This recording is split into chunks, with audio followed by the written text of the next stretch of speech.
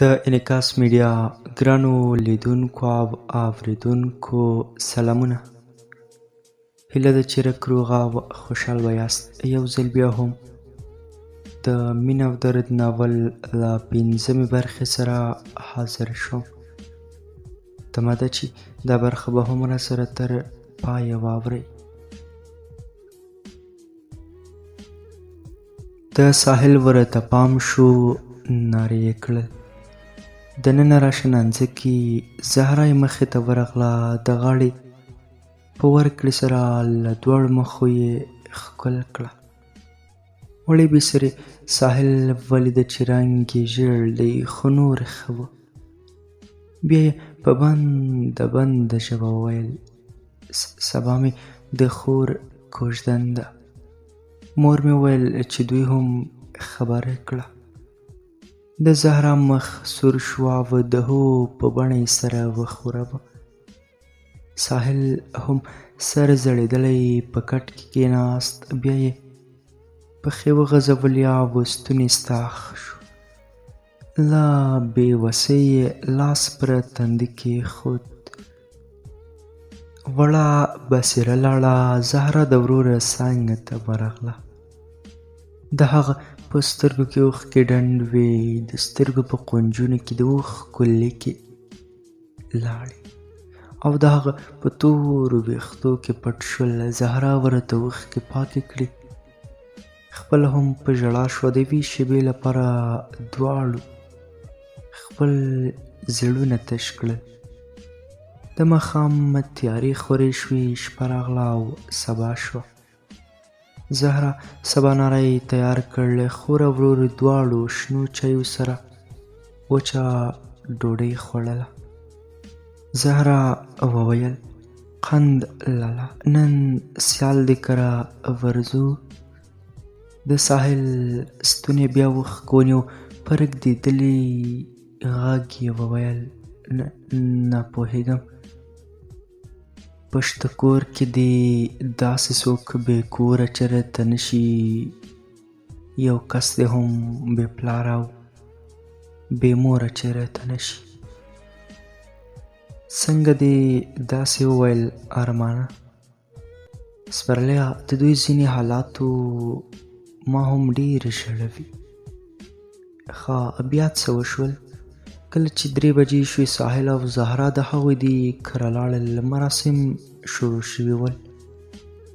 ډولچي خپل ډول ښه مست غږاوه. له هسکو ځایونو ځینو پیغلو تماشې کولې. لویو وړو نجونو د خوښۍ چکچکې وهلې. د زهرا زړه له خفګانه درز کولو. ساحل په باغ کې د خلکو شور ماشور ځینې لیونتوب ته راښکلو. له درده د سرګردانۍ علامې پرې راغلې چې په دغه حالت کې د سیال راتلونکی خاوند ورسره مخامخ شو. له وچو او تشو لاسونو یې ونیوه. ورته یې وویل: ساحله، ولې د باندې ولاړ یې؟ له هغه لاره ورکه وه. په هېڅ ویلو سره یې خپلې شونډې ټولې کړې. د سیال خاوند بختور نومېده او له خپلې کورنۍ سره په پاکستان کې اوسېده. بختور وویل: راځه دننه ورځو.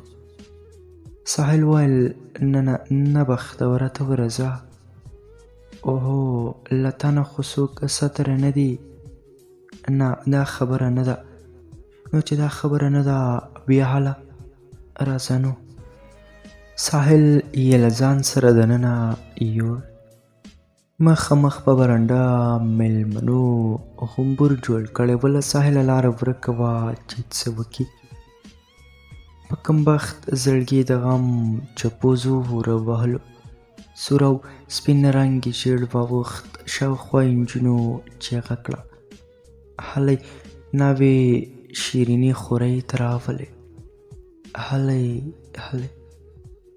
د ساحل په زړګي کې د ډب اوازونو زور واخیست. په خو یو قسم لړزه راغله. شونډې یو له بله پسې په رپېدو شوې. ژړا تر ستوني پورې ونیو. مخامخ یې وکتل، د اطاق ور خلاص شو. لوی واړه د ناوې له مخې لرې شول. پرده اوچته شوه. د ښایست ملکه په سره جوړه کې راښکاره شوه. د ساحل په زړګي او قسم چپې راغلې. هغه ځان قابو کولو خو له وسه یې پوره نه وه. سلګیو ستونی یې ډب کړ. اوښکو خپله خوښه وکړه. په رنګ الوتې څېره یې لاره وکړه. نه چې وي جانان ژوندون به څه کړمه، سخت مې شو ګزران ژوندون به څه کړمه.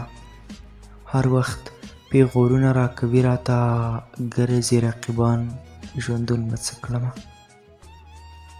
ساحل کې نور د درېدو شیمنه وه. ورو ورو قدم قدم وروسته لاړ.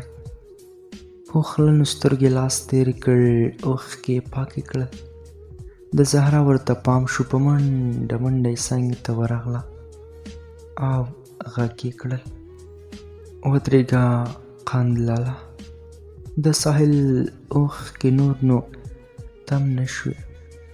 تاره تاره بیا پر مخ یې لاره پیدا کړه. په دواړو لاسو یې مخ پټ ونیوه.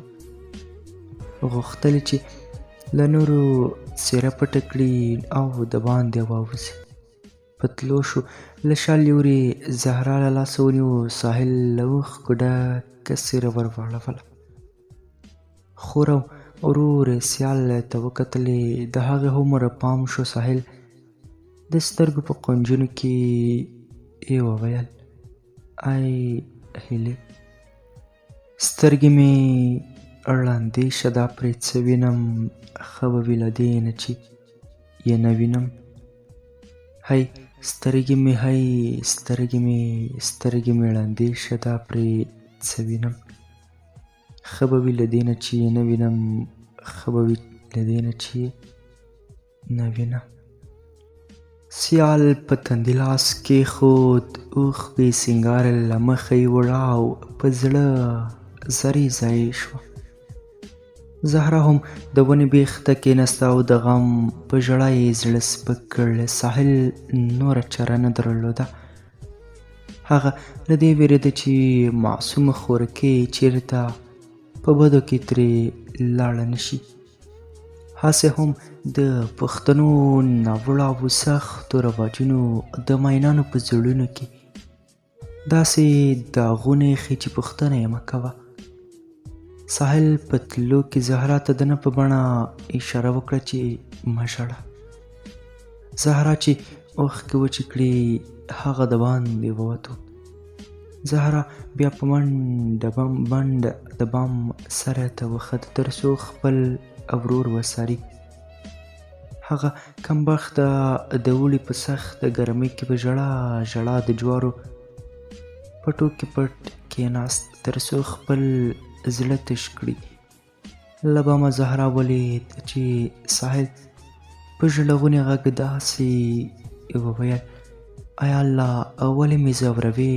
آخر ولې؟ ای الله، هیله کوم، هیله خو مې تښتولی هم نشم. که داسې وکړم د زهرا به څه کېږي؟ هغه خو به په بدو کې لاړه شي که نه؟ نو ولې الله ما ته څومره جزا راکوي؟ تا ته وایم ما سره وغږېږه. ای الله، هغو ظالمانو خو په کوچنیتوب کې ورکړې وه، اوس ما سره ته څه کوې؟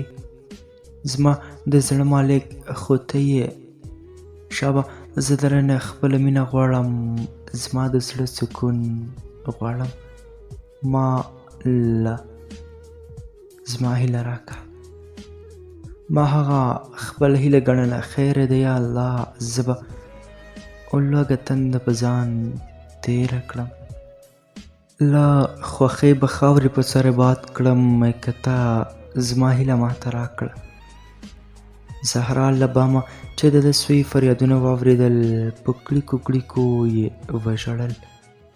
د ساحل ورته پام شو. کله چې د هغې ژړغونی غږ یې واورېده، هغې غوښتل له بامه ځان وغورځوي. ساحل چیغه کړه: نه نه خورې پام، زما ګلالۍ تا نه بغیر به زه مړ شم. سوال درته کوم، منت درته کوم، وګوره زه نه ژړم، اوښکې مې دا دی پاکې کړې. سمه ده خوږې، قربان دې شم، صبر چې څنګ ته دې درشم. زهرا وویل نه قند لالا همالته ودرېږه، زه ستا ځورېدل نور نشم زغملی، غواړم چې مړه شمه. نه نه خوږې داسې کوم څه مه کوه، راشه چې کور ته ځو، زه وږی یم. ما ته ډوډۍ به څوک تیاروي؟ زهرا له سترګو لاس تېر کړ، زه به یې تیاروم که نه؟ هله نو قند لالا هله راشه چې ځو. ساحل په منډه ورغله. زما په سترګو کې خو هسې هم د اوښکو باران و، خو په دغه شېبه سپرلي هم ژړا ته زور ورکړ. ومې ویل زه به کیسه بس کړم، ته له واره ژاړې. هغې ویل نه نه ارمانه خدای ته وګوره، کیسه راته تر پایه وکړه. ښه وروره سمه ده غوږ شه نو. کله چې د زهرا څنګ ته ورسېده له سینې پورې کلکه ونیوله. خور او ورور په ژړا ول، خو د دوی د ژړا لامل څه و چا هم ترې ونه پوښتل. په ساحل د زړه حمله راغله، ټوخ ټوخ یې کړل، له خولې سرې وینې روانې شوې. زهرا چیغه کړه قند لالا، هلئ لالا مې وژغورئ. د حویلۍ ولاړو کسانو منډه کړه، ساحل یې پورته کړ چې ډاکټر ته یې بوځي. ساحل بیدار شو، له خولې او پزې یې لاس تېر کړ، وینه یې پاکه کړه او ویې ویل زه ښه یم، راځه خورې کوره ته ځو.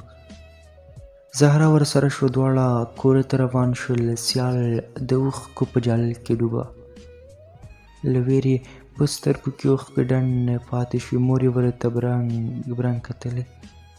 ساحل لاړ خو وروسته یې نه کتلې، خو سیال خپلې سترګې په هغه پسې خښې کړې وې. له ګوګله یې غږ پورته شو، ای ګلابه مخ دې راواړوه. هغوی پناه شول او د سیال سترګې همداسې غړېدلې پاتې شوې، د زړه رسۍ یې تړلې پاتې شوه او آخ یې وکړ. ژوند مې ټول جانانه ستا په لاسو کې دی، زړه مې لکه خاورې ستا په خپو کې دی. خلک راته ستا په مینه ګوري نه، ستا د مخ تصویر مې په لیمو کې دی. مراسم ګډوډ شول، میلمانه لاړل. سیال خپلې خونې ته لاړه او په ژړا یې ښه زړه سپک کړ. مور یې راغله او ویې ویل ای لورې دا ته څه کوې؟ هغې ویل نه پوهېږم مورې، بس چې څه کېږي خو پایله به یې ښه نه وي. دا ته څه وایې لورې؟ هو مورې، زه رښتیا وایم یو آرزو هیله مې وه، هغه مې هم له لاسه ورکړه. ګوره لورې زه په تا ښه پوهېږم، خو پلار به دې تا ووژني. زه خو یې پخوا وژلی یم، کله چې هغه په کوچنیتوب کې د بل په نوم کړې ومه. زما د ژوند فیصله یې په خپله وکړه، اوس ژوند کوم خو د یو بت په څېر. په ژوندون یې خو مړه کړې یم که نه مور جانې؟ صبر ولره لورې. مورې زه حیرانه په دې یم چې د بختورې سره به مې پوره ژوند څنګه تېرېږي. واوره لورې، نور د هر څه هېره کړه، زموږ پزه به پرې شي. هو مورې ستاسو به پزه پرې شي، خو دلته به زما د ژوند جنازه پورته شي. نور نو غلی شه، په خوله لاس کېږده. زه ځمه چې میلمانه رخصت کړم.